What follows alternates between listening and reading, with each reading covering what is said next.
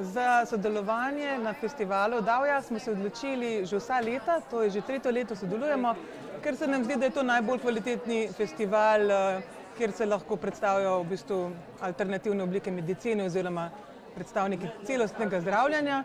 In mi kot kitajska medicina se nam zdi, da smo zelo dober predstavnik naše veje.